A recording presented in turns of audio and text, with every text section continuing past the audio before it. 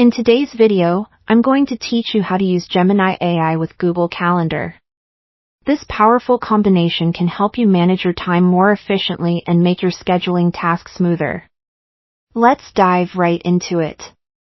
First, we'll start by heading over to gemini.google.com. This is where the magic begins. It's essential to ensure you're using the same Google account you use with Google Workspace. This allows Gemini AI to access your calendar smoothly and without any hiccups.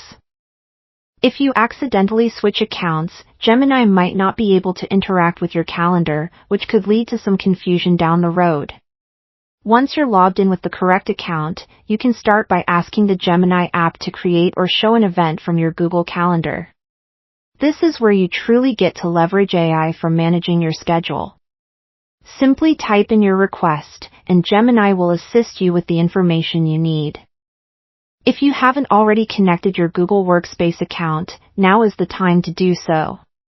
Gemini AI requires permission to access your calendar to function correctly.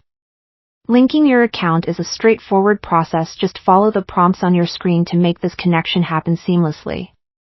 You might be asked to allow certain permissions, which is a standard procedure.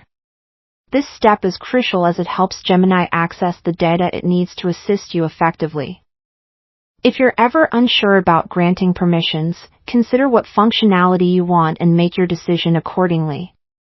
After you've successfully linked your account, you'll be presented with on-screen instructions.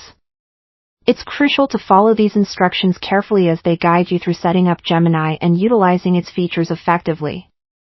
Often, these prompts are intuitive, but it's a good idea to take your time and ensure everything is set up correctly. It's important to note that while Gemini AI offers fantastic capabilities, there are certain actions it cannot perform. These include adding or inviting people to events, updating the location or description of an existing event, and creating or managing events outside your default calendar. For these kinds of changes, you'll need to handle them manually through Google Calendar itself. These limitations are essential to keep in mind to avoid any potential inconveniences.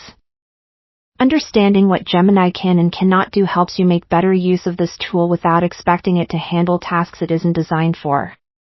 And that's all for today's tutorial on using Gemini AI with Google Calendar. We hope you find it as transformative as we do.